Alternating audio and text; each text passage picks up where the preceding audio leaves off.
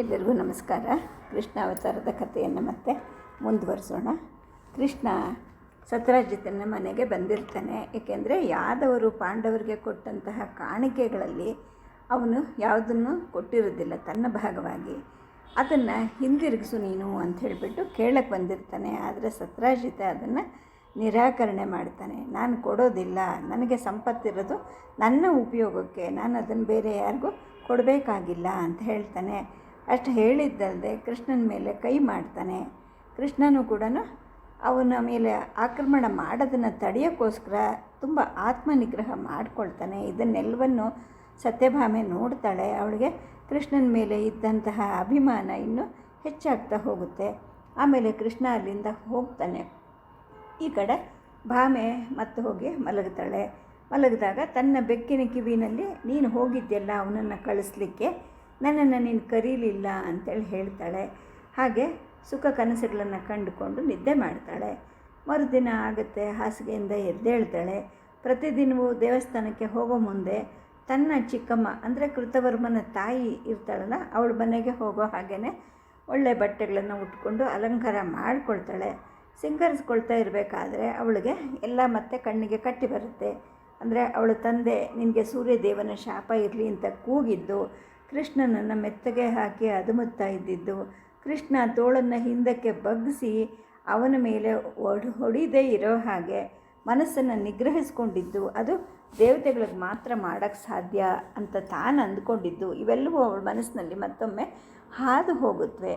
ಜೊತೆಗೆ ನಾನು ಆ ಸ್ಯಮಂತಕವನ್ನು ತಗೊಳ್ತೀನಿ ಅಂತ ಕೈಸಾಲಿನಲ್ಲಿ ಅವನು ಹೇಳ್ದ. ಸ್ಯಮಂತಕ ಮಣಿಯನ್ನು ಅವನು ಹೇಗೆ ತಗೊಳ್ತಾನೆ? ಬಲಪ್ರಯೋಗ ಮಾಡಿ ತಗೊಳ್ತಾನ ಅಥವಾ ಕಳುವು ಮಾಡ್ತಾನ? ಏನು ಮಾಡಬಹುದು ಅನ್ನೋ ಒಂದು ವಿಲಕ್ಷಣವಾದ ವಿಚಾರ ಅವಳ ಮನಸ್ಸಿಗೆ ಮೂಡುತ್ತೆ. ಜೊತೆಗೆ ಇನ್ನೂ ಒಂದು ಆಲೋಚನೆ ಬರುತ್ತೆ. ಅದೇನು ಅಂದರೆ, ಪೂಜಾ ಗೃಹದಲ್ಲಿ ಆ ಮಣಿ ಇರುತ್ತೆ, ತಾನೇ ಅದನ್ನು ತೊಗೊಂಡೋಗಿ ಅವನಿಗೆ ಕೊಟ್ಟರೆ ಹೇಗಿರುತ್ತೆ ಅಂತ ಹೇಳಿಬಿಟ್ಟು. ಆಗ ಅವಳ ಯೋಚನೆಗೆ ಅವಳಿಗೆ ನಗು ಬರುತ್ತೆ. ಏಕೆಂದರೆ ಅದೆಲ್ಲ ಹಾಗೆ ಮಾಡೋಕ್ಕೆ ಸಾಧ್ಯನೇ ಇಲ್ಲ. ಯಾಕೆ ಅಂದರೆ ಎಚ್ಚರಿಕೆ ಇದ್ದಾಗ ತಂದೆ ಸದಾ ಅದನ್ನು ತನ್ನ ಕುತ್ತಿಗೆನಲ್ಲಿ ಧರಿಸ್ತಾ ಇರ್ತಾನೆ.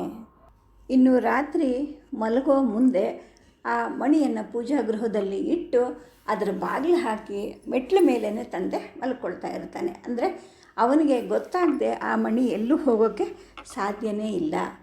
ಗುಡಿಗೆ ಹೋಗೋಕ್ಕೆ ಮುಂಚೆ ತಂದೆ ಕೊಠಡಿಗೆ ಹೋಗಿಬಿಟ್ಟು ಬರೋಣ, ಅಪ್ಪ ಏನು ಮಾಡ್ತಿದ್ದಾನೆ ನೋಡಬೇಕು ಅನ್ನೋ ಒಂದು ಚಪಲ ಸತ್ಯಭಾಮೆಗೆ ಆಗತ್ತೆ.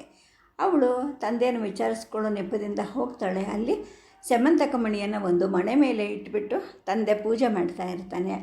ಸರಿ, ಇವಳೇನು ಮಾತಾಡದೆ ಅಲ್ಲಿಂದ ಕೃತವರ್ಮನ ಮನೆಗೆ ಹೋಗ್ತಾಳೆ. ಬೀದಿಗಳಲ್ಲಿ ಜನರು ಉದ್ವೇಗದಿಂದ ಮಾತಾಡ್ಕೊಳ್ತಾ ಇರೋದನ್ನು ನೋಡ್ತಾಳೆ. ಕೈಸಾಲೆಗಳಲ್ಲೂ ಕೂಡ ಜನ ನಿಂತಿರ್ತಾರೆ. ಅವರು ಏನು ಮಾತಾಡ್ತಿರಬಹುದು ಅಂತ ಕೂಡ ಇವಳು ಊಹೆ ಮಾಡ್ಕೊಳ್ತಾಳೆ.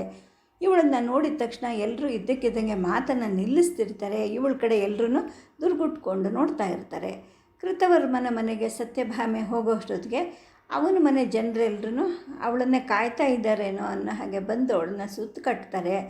ಕೃಷ್ಣ ಸತ್ರಾಜಿತನ ಭೇಟಿಗೆ ಬಂದಿದ್ದು ವದಂತಿ ಮತ್ತು ಯಾದವರು ಅವನ ಪಾಲಿನ ಕಾಣಿಕೆ ಕೊಟ್ಟಿದ್ರಲ್ಲ, ಅದನ್ನು ಹಿಂತಿರುಗಿ ಕೊಡು ಅಂತ ಕೃಷ್ಣ ಸತ್ರಾಜಿತನನ್ನು ಕೇಳಿದ್ದು, ಸತ್ರಾಜಿತ ಕೃಷ್ಣನನ್ನು ಕೊಲ್ಲೋಕ್ಕೆ ಅಂತ ಮಾಡಿದ ಪ್ರಯತ್ನ, ಸತ್ಯಭಾಮೆ ಮಧ್ಯ ಪ್ರವೇಶಿಸಿ ತಂದೆ ಕೃಷ್ಣನ ಮೇಲೆ ಬೀಳದೆ ಹಾಗೆ ತಡೆದಿದ್ದು, ಜೊತೆಗೆ ಕೊನೆಗೆ ಹೊರಟು ಹೋಗಬೇಕಾದ್ರೆ ನಾಳೆ ಸಂಜೆ ಒಳಗೆ ಅಕ್ರೂರನ ಕೈಲಿ ನೀನು ಸಮಂತಕ ಮಣಿಯನ್ನು ಕೊಟ್ಟು ಬಿಡಬೇಕು ಅಂತ ಸತ್ರಾಜಿತ್ಗೆ ಕೃಷ್ಣ ಹೇಳಿದ್ದು, ಇದೆಲ್ಲ ನಿಜನಾ ಅಂತ ಕೇಳ್ತಾರೆ. ಎಲ್ಲರಿಗೂ ಎಲ್ಲ ಗೊತ್ತಿದೆ, ಇನ್ನೇನು ಮಾತಾಡ್ಲಿಕ್ಕೆ ಸಾಧ್ಯನೇ ಇಲ್ಲ ಅಂತ ಹೇಳಿಬಿಟ್ಟು ಹೌದು ಎಲ್ಲ ನಿಜ ಅಂತ ಹೇಳಿಬಿಟ್ಟು ಭಾಮೆ ಹೇಳ್ತಾಳೆ. ಕೃತವರ್ಮಂಗೆ ಸಿಟ್ಟು ಬರುತ್ತೆ ಈ ಮಾತುಗಳನ್ನೆಲ್ಲ ಕೇಳಿ. ಅವನ ತಾಯಿ ಅಂದರೆ ಇವಳು ಚಿಕ್ಕಮ್ಮಂಗೂ ಕೂಡ ಸಿಟ್ಟು ಬರುತ್ತೆ. ಏನು ನೀವು ಅಪರಾಧ ಮಾಡ್ತಾ ಇರೋದು? ಕೃಷ್ಣನ ಮೇಲೆ ಬೀಳ್ತಾರ ಯಾರಾದರೂ? ಅವನು ಯಾದವರಿಗೆ ರಕ್ಷಕ, ವೀರಾದಿ ವೀರ. ಅವನು ಸತ್ರಾಜಿತ್ ತುಂಬ ಅಕ್ಷಮ್ಯವಾದ ಅಪರಾಧ ಮಾಡಿದ್ದಾನೆ ಅಂತ ಅವರಿಬ್ಬರು ಭಾಮೆ ಮೇಲೆ ರೇಗ್ತಾರೆ. ಇನ್ನು ದ್ವಾರಕೆಯಲ್ಲಿ ಹಬ್ಬಿದ ಸುದ್ದಿ ಮತ್ತು ದ್ವಾರಕೆ ಜನರಲ್ಲಿ ಕಂಡು ಬಂದ ಉದ್ರೇಕ ಇವೆಲ್ಲೂ ಸತ್ಯಭಾಮೆಗೆ ಬಹಳ ಸಂಕಟ ಉಂಟು ಮಾಡುತ್ತೆ. ಆ ಸಂಕಟ ಬಹಳ ಮಿತಿ ಮೀರುತ್ತೆ ಅವಳಿಗೆ. ಏಕೆಂದರೆ ಆ ಒಂದು ಮಾತುಗಳೆಲ್ಲ ಬರ್ತಾ ಇರೋದು ತನ್ನ ತಂದೆಯ ವಿರುದ್ಧ. ಜೊತೆಗೆ ತನ್ನ ತಂದೆ ಆ ಥರ ಮಾಡಿದ್ದು ಉಂಟು. ಅದು ತನಗೆ ಪ್ರಾಣಪ್ರಿಯನಾದ ಕೃಷ್ಣನ ಬಗ್ಗೆ ಅನ್ನೋದು ಇವಳಿಗೆ ಬಹಳ ನೋವು ಕೊಡ್ತಾ ಇರುತ್ತೆ. ಮನೆಗೆ ಹಿಂತಿರುಗಿ ಬರ್ತಾಳೆ. ಮನೆಯವರೆಲ್ಲರೂ ಕೆಳಧ್ವನಿಯಲ್ಲಿ ಏನೋ ಮಾತಾಡ್ತಾ ಇರ್ತಾರೆ. ಏನೋ ಅನರ್ಥ ಆಗತ್ತಾ ಅಂತ ಅವಳಿಗನ್ಸುತ್ತೆ. ರಾತ್ರಿಯೆಲ್ಲ ಕೇವಲ ನಿರಾಶೆಯಲ್ಲೇ ಕಳೀತಾ ಹೋಗುತ್ತೆ. ಆ ದಿನ ಬೆಳಗ್ಗೆ ನಡೆದ ಘಟನೆಯಿಂದ ಕೃಷ್ಣ ಅವಳನ್ನು ವಧುವಾಗಿ ಒಪ್ಕೊಳ್ಳೋ ಸಂಭವ ಎಲ್ಲ ಕಳೆದು ಹೋಗಿರುತ್ತೆ. ಸಹಾಯಕ್ಕೋಸ್ಕರ ಯಾರನ್ನೂ ಆಶ್ರಯಿಸೋ ಹಾಗೆ ಇಲ್ಲ, ಯಾರೂ ಸಹಾಯಕ್ಕಿಲ್ಲ, ಯಾರ ಬುದ್ಧಿವಾದವೂ ಕೂಡ ಸಿಕ್ಕೋ ಹಾಗಿಲ್ಲ. ಅವಳಿಗನ್ಸುತ್ತೆ, ನನ್ನ ಬದುಕೇನೆ ಪುಡಿ ಪುಡಿ ಆಯಿತು, ನನ್ನ ಆಸೆ, ನನ್ನ ಕನಸು ಇವೆಲ್ಲವೂ ತಂದೆಯ ವರ್ತನೆಯಿಂದ ಹಾಳಾಯಿತು ಅಂತ ಅಂದ್ಕೊತಿರ್ತಾಳೆ. ಮರುದಿನ ಬಾಯಿಂದ ಬಾಯಿಗೆ ಹರಡಿ ಇಡೀ ದ್ವಾರಕೆನಲ್ಲಿ ಆ ಸುದ್ದಿ ಎಲ್ಲ ಕಡೆನೂ ಹರಡುತ್ತೆ. ಸತ್ಯಭಾಮೆ ಸುಭದ್ರೆಗೆ ಹೇಳಿ ಕಳಿಸ್ತಾಳೆ, ಕೃತವರ್ಮನ ಮನೆಗೆ ಬಾ, ಅಲ್ಲಿ ಭೇಟಿ ಮಾಡೋಣ ಅಂತ. ಮಧ್ಯಾಹ್ನದ ಹೊತ್ತಿಗೆ ಇವಳು ಕೃತವರ್ಮನ ಮನೆಗೆ ಹೋಗ್ತಾಳೆ. ಬೀದಿನಲ್ಲಿ ಜನ ಎಲ್ಲ ಗುಂಪು ಗುಂಪಾಗಿ ನಿಂತು ರೋಷೋನ್ಮತ್ತರಾಗಿ ಕತ್ತಿ ಹಿಡಿದು ನಿಂತ್ಕೊಂಡಿದ್ದನ್ನು ಕೂಡ ನೋಡ್ತಾಳೆ ಇವಳು. ಯಾದವರಿಗೆಲ್ಲ ಬಹಳ ಘಾಸಿಯಾಗಿರುತ್ತೆ. ಎಲ್ಲರೂ ಉಗ್ರಸೇನನ ಅರಮನೆ ಕಡೆಗೆ ಹೊರಟಿರ್ತಾರೆ, ಸತ್ರಾಜಿತನ ವಿರುದ್ಧ ಉಗ್ರಕ್ರಮ ತಗೊಳ್ಳಿ ಅಂತ ಹೇಳೋಕ್ಕೋಸ್ಕರ. ಇನ್ನು ಕೃತವರ್ಮನ ಮನೆಗೆ ಸುಭದ್ರೆ ಬಂದಿರ್ತಾಳೆ. ಆದರೆ ಎಂದಿನ ಹಾಗೆ ಹಗುರ ಮನಸ್ಸಿನಿಂದ ಹರ್ಷಪೂರ್ಣವಾಗಿ ಇರೋ ಸುಭದ್ರೆ ಅಲ್ಲ. ಅವಳು ಕೋಪದಿಂದ ಗುಡುಗುಡಿಸ್ತಾ ಇರ್ತಾಳೆ, ಬೈತಾ ಇರ್ತಾಳೆ. ಕೊನೆಗೆ ಇವಳ ಕಡೆಗೂ ನೋಡ್ತಾಳೆ. ನಿನ್ನ ಮುಖನೇ ನೋಡ್ತಾ ಇರಲಿಲ್ಲ, ಆದರೆ ನೀನು ನನ್ನ ಗೆಳತಿ, ಜೊತೆಗೆ ನನ್ನ ಅಣ್ಣನನ್ನು ನಿಮ್ಮ ಅಪ್ಪ ಕೊಲ್ಲದೆ ಇರೋ ಹಾಗೆ ತಡೆದಿದೆಯಾ, ಹಾಗಾಗಿ ನಿನ್ನನ್ನು ನೋಡ್ತಾ ಇದ್ದೀನಿ ಅಂತ ಹೇಳಿಬಿಟ್ಟು ಸತ್ರಾಜಿತನ ಮೇಲೆ ಇದ್ದಿದ್ದ ಸಿಟ್ಟನ್ನೆಲ್ಲನ್ನು ಸತ್ಯಭಾಮೆಯ ಕಡೆಗೆ ಅವಳು ತಿರುಗಿಸ್ತಾಳೆ. ಸ್ವಲ್ಪ ಹೊತ್ತಾದಮೇಲೆ ಸುಭದ್ರೆ ಶಾಂತಳಾಗ್ತಾಳೆ. ಆಗ ಭಾಮೆ ಕೇಳ್ತಾಳೆ, ವೀರಪತ್ನಿಯ ಬೀಳ್ಕೊಡುಗೆ ಹಾಡು ಅಂತ ನಿಮ್ಮ ಅಣ್ಣ ಹೇಳ್ದ, ಅದು ಬರುತ್ತಾ ನಿನಗೆ ಅಂತ. ನನಗೆ ಮರೆತು ಹೋಗಿದೆ, ಈಗ ನೆನಪು ಮಾಡ್ಕೋಬೇಕು ಅಂತ ಸುಭದ್ರೆ ಹಾಡಲಿಕ್ಕೆ ಶುರು ಮಾಡ್ತಾಳೆ. ಅದರ ಮೂಲ ಅರ್ಥ ಏನು ಅಂತಂದರೆ, ಕೀರ್ತಿ ವೈಭವಗಳ ಮಡಿಲಲ್ಲಿ ನೀನು ಹುಟ್ಟಿದ್ದೀಯಾ, ಖಂಡಿತ ಗೆದ್ದು ಬರ್ತೀಯ ನೀನು. ಅಂದರೆ ಇದು ಆ ಒಂದು ಯಾದವರಲ್ಲಿ ಇದ್ದಂತಹ ಒಂದು ಪ್ರಚಲಿತವಾದ ಹಾಡು. ಅಂದರೆ ಗಂಡ ಅಂದರೆ ಕ್ಷತ್ರಿಯ ಧರ್ಮವನ್ನು ಹೇಗೆ ನಡೆಸಬೇಕು ಅನ್ನುವಂತಹ ಒಂದು ಭಾವ ಇರೋ ಒಂದು ಹಾಡಿದು. ಅಂದರೆ ಯುದ್ಧಕ್ಕೆ ಹೋಗು ನೀನು, ಅದಲ್ಲಿ ನೀನು ಗೆದ್ದು ಬರ್ತೀಯ. ನೀನು ಹಿಮ್ಮೆಟ್ಟಿ ಬಂದಿದ್ದನ್ನು ನಾನು ಯಾವತ್ತೂ ನೋಡಿಲ್ಲ, ನೋಡೋದೂ ಇಲ್ಲ. ಜೊತೆಗೆ ಒಂದು ವೇಳೆ ನೀನು ಸೋತು ನಮ್ಮ ಕೋಟೆ ಬಿದ್ದು ಅರಮನೆ ನೆಲಸಮ ಆಗಿ ಜನ ನಾಶ ಆದರೂ ಕೂಡ ನಾನು ಕಷ್ಟಪಡೋದಿಲ್ಲ. ಅಂದರೆ ನೀನು ಹೋದೆ ಅಂತ ನಾನು ನಿನಗೋಸ್ಕರ ಅಳೋದಿಲ್ಲ. ಜೊತೆಗೆ ಬೇರೆಯವರಿಗೆ ವಶಳಾಗಿ ನಾನು ನನ್ನ ಸ್ವಾತಂತ್ರ್ಯವನ್ನು ಯಾವತ್ತೂ ಕಳ್ಕೊಳ್ಳೋದಿಲ್ಲ. ಜೊತೆಗೆ ಪರಗೃಹ ವಾಸವನ್ನು ಕೂಡ ಮಾಡೋದಿಲ್ಲ, ಪರರ ಮಗ್ಗಗಳನ್ನು ನೇಯೋದಿಲ್ಲ, ಬೇರೆಯವರ ಬಾವಿ ನೀರನ್ನು ತರೋದಿಲ್ಲ. ನಿನಗೋಸ್ಕರ ಅಳ್ತೀನಿ, ನನಗೋಸ್ಕರ ಅಲ್ಲ, ನಿನಗೆ ನನ್ನ ಮೇಲೆ ಇದ್ದ ಪ್ರೀತಿಗೋಸ್ಕರ ಅಳ್ತೀನಿ. ಜೊತೆಗೆ ನಿನ್ನ ಹಾಸಿಗೆಯಲ್ಲಿ ಸದಾ ಮಲಗ್ತಾ ಇದ್ದ ಹಾಗೆಯೇ ನಿನ್ನ ಚಿತೆಯಲ್ಲೂ ಕೂಡ ನಾನು ಜೊತೆಗೆ ಮಲಗ್ತೀನಿ. ಇಬ್ಬರು ಯಮರಾಯನ ಹತ್ತಿರಕ್ಕೆ ಹೋಗೋಣ, ಅಲ್ಲಿ ಸಪ್ತಪದಿಯನ್ನು ತುಳಿಯೋಣ ಅನ್ನೋದು ಇದು ಆ ಹಾಡಿನ ಭಾವಾರ್ಥ. ಇದನ್ನು ಸುಭದ್ರೆ ಸತ್ಯಭಾಮೆಗೆ ಹೇಳ್ತಾಳೆ. ಸತ್ಯಭಾಮೆಗೆ ಇದನ್ನು ಕೇಳಿ ಒಂದು ರೀತಿಯ ಸಂಕಟ ಆಗುತ್ತೆ, ಏನೋ ಒಂದು ರೀತಿಯ ಅವರ್ಣನೀಯವಾದ ಸಂಕಟ ಅವಳಿಗೆ ಶುರು ಆಗುತ್ತೆ. ಅಂದರೆ ಎಷ್ಟು ಚೆನ್ನಾಗಿರೋ ಹಾಡು, ತನಗೆ ಇದೇ ಗೊತ್ತಿಲ್ವಲ್ಲ, ಅದಕ್ಕೆ ಕೃಷ್ಣ ಹಾಗೆ ಹೇಳಿದ್ನ ಅಂತ ಅನ್ನಿಸ್ತಿರುತ್ತೆ. ಮನೆಗೆ ಬಂದಾಗ ಮನೆಯಲ್ಲೂ ಕೂಡ ಯಾರೋ ಮಾತಾಡ್ತಾ ಇರೋದಿಲ್ಲ, ಎಲ್ಲರಲ್ಲೂ ಏನೋ ಒಂದು ರೀತಿಯ ಕಳವಳ, ಗಾಬರಿ ತುಂಬಿದೆ ಅಂತ ಇವಳ ಮನಸ್ಸಿಗೆ ಅನಿಸುತ್ತೆ. ಇವಳ ತಂದೆ ಇವಳು ಬರೋಷ್ಟರಲ್ಲಾಗಲೇ ಪೂಜಾಗೃಹವನ್ನು ಸೇರಿ ಬಾಗಿಲು ಹಾಕ್ಕೊಂಡಿರ್ತಾನೆ. ಆ ರಾತ್ರಿ ಆ ಸೌಧದ ಆವರಣದಲ್ಲೆಲ್ಲ ಬಲವಾದ ಕಾವಲು ಹಾಕಿರ್ತಾರೆ. ಏನೋ ನಡೆಯುತ್ತೆ, ದೇವರಿಗೆ ಕೋಪ ಬಂದಿರಬಹುದು ನಮ್ಮ ಮೇಲೆ ಅಂತ ಎಲ್ಲರೂ ಅಂದ್ಕೊಳ್ತಾ ಇರ್ತಾರೆ.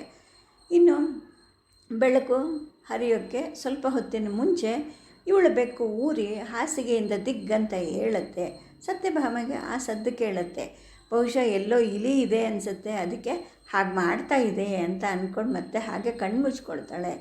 ಆಗ ಆ ಊರು ಏನು ಮಾಡುತ್ತೆ, ಕೈಸಾಲೆ ಕಡೆಗೆ ಹೋಗುತ್ತೆ. ಕೋಪದಿಂದ ಮ್ಯಾವ್ ಅಂತ ಜೋರಾಗಿ ಕೂಗಿತು ಕೇಳಿಸುತ್ತೆ. ಯಾರೋ ಅದನ್ನು ಹುಷ್ ಅಂತಂದು ಓಡಿಸಿದ್ದು ಕೂಡ ಇವಳಿಗೆ ಕೇಳಿಸುತ್ತೆ.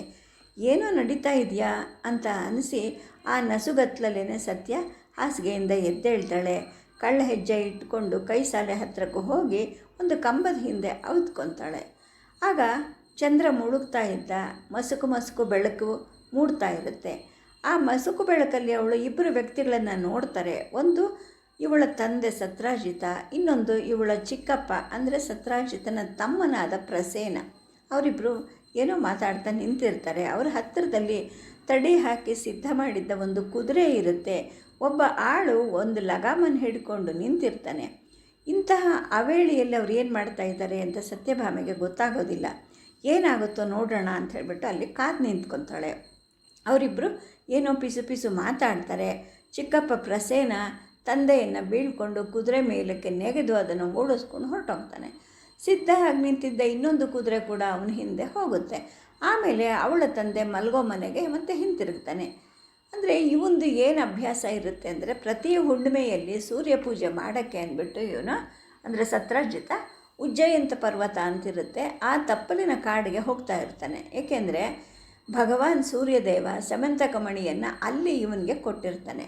ಆ ಭಗವಂತ ಎಲ್ಲಿ ಆ ಮಣಿಯನ್ನು ಕೊಟ್ಟಿದ್ನೋ ಅದೇ ಸ್ಥಳಕ್ಕೆ ಹೋಗಿ ಅಲ್ಲಿ ಪೂಜೆ ಮಾಡಿದ್ರೆ ಇನ್ನೂ ಹೆಚ್ಚಿನ ಐಶ್ವರ್ಯ ಬರುತ್ತೆ ಅನ್ನೋ ಒಂದು ನಂಬಿಕೆ ಅವರಲ್ಲಿರುತ್ತೆ. ಹಾಗಾಗಿ ಪ್ರತಿ ಹುಣ್ಣಿಮೆಯಲ್ಲಿ ಇವನು ಅದೇ ಸ್ಥಳಕ್ಕೆ ಹೋಗಿ ಪೂಜೆ ಮಾಡ್ತಿರ್ತಾನೆ. ಆದರೆ ಬೆಳಕು ಹರಿಯೋಕ್ಕೆ ಮುಂಚೆ ಅವನು ಎಂದೂ ಹೋಗ್ತಾ ಇರ್ತಿಲ್ಲ. ಇವತ್ತು ಯಾಕೆ ಹೋಗ್ತಾ ಇದ್ದಾರೆ? ಅದು ಪ್ರಯಾಣ ಗುಟ್ಟಾಗಿ ಏನಿರಬಹುದು, ಏನೋ ವಿಚಿತ್ರ ನಡೀತಾ ಇದೆಯಾ, ಏನೋ ವಿಲಕ್ಷಣವಾದ ನಡೀತಾ ಇದೆಯಾ ಅಂತ ಸತ್ಯಭಾಮೆಗೆ ಅನಿಸುತ್ತೆ. ಯಾಕೆ ಈ ಅವೇಳಿನಲ್ಲಿ ಕಾಡಿಗೆ ಹೋಗಿರ್ಬೋದು ಅಂತ ಇದನ್ನು ಯೋಚನೆ ಮಾಡ್ಕೊತ ಅವಳು ಹಾಸಿಗೆ ಮೇಲೆ ಮಲಕ್ಕೊಳ್ತಾಳೆ. ಆದರೆ ನಿದ್ರೆ ಬರೋದಿಲ್ಲ. ಸದ್ಯಕ್ಕೆ ಕಥೆಯನ್ನು ನಿಲ್ಲಿಸಿರ್ತೀನಿ. ನಮಸ್ಕಾರ.